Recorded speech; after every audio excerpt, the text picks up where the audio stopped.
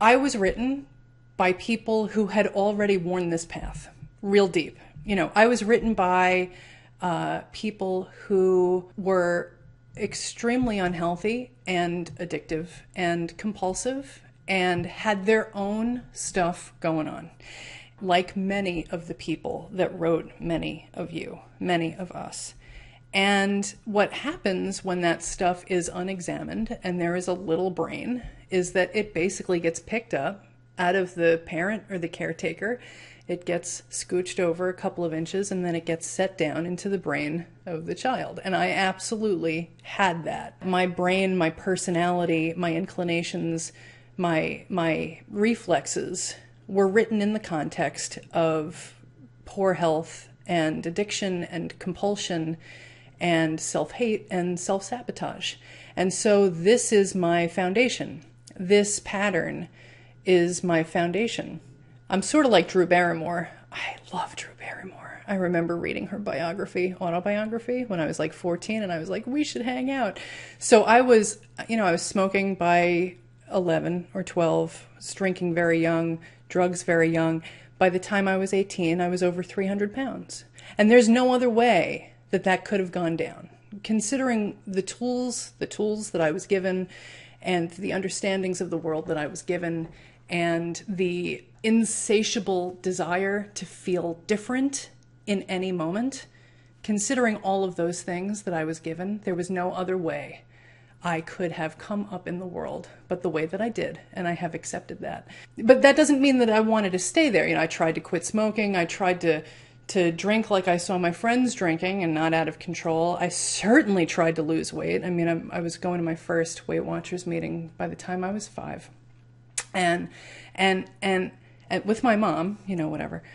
I was always casting my line into the river of hope. You know what I'm saying? I just made that up. I'm making a meme. But I was always saying, all right, I can try this. You know, I would go through periods of your typical teenage, whatever, everything's cool, everything's fine. But I knew that I didn't feel well, and I started not feeling well very young. And so I wanted to change, and I tried, and you know, you go in that first time with this wide-eyed trust that if you want it badly enough, it will just happen, right? And so I would go to Weight Watchers and I would lose a little, and then something would happen and I would gain it all back and then some, and I'd be like, what's going on? The first time I quit smoking, I couldn't believe tried to quit smoking. I couldn't believe how much of a challenge that was. And of course, when I picked up cigarettes again, I was smoking like 150% as much as I had been before I stopped. So not only was I demonstrating that I couldn't stay committed, not only was I continually sabotaging myself, but every time I tried, it seemed like I was ending up worse than when I started. And that was a problem because I was already pretty bad when I started. And so it just kept getting worse and it kept escalating. And by the time I was 18, I had a medical profile of an unhealthy 50-year-old man. And that's just the way that it was.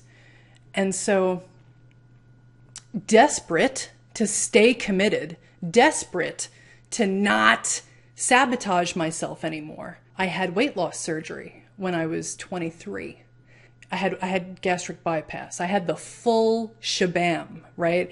They sectioned off my stomach into this tiny little pouch that was the size of a large egg, right? They rerouted my intestines.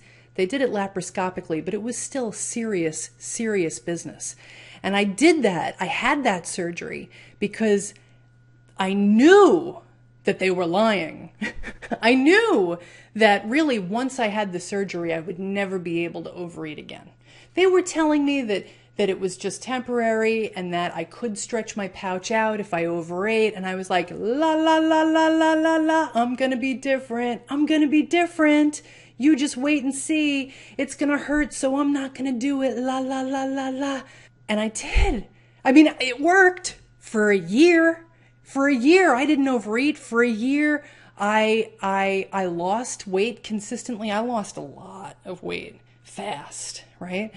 But that surgery did not touch my DNA. That surgery didn't touch my brain. That surgery didn't do anything to the grooves that I had spent a lifetime digging deeper, that were already deep when I was born because they had been being dug by, everyone before me in my family. And so I began to overeat. And I began to stretch out the pouch. I began to take in as much as I possibly could every time I ate. And I was acting out in lots of other ways also, because I couldn't necessarily act out as much as I wanted to around food. But so I went through this major multi-$1,000s of surgery, weight loss surgery, in an effort to stop sabotaging myself. And there I was, pulling the rug right out from underneath me. And I was stunned and I was shocked. And I didn't know how much this was who I was. I didn't know how deeply ingrained self-sabotage was in me until I watched the sickness, this tendency play out after I had had weight loss surgery. And that is when I knew. It wasn't until I came to that realization and created more pain in a young body than should ever be experienced by anyone because of that tendency in me, that I began to pull back enough to see that it wasn't about the food, the amounts of food. It wasn't about the particulars. There was something down deep inside of me that needed to change so that I could change the ways that it was manifesting on the outside.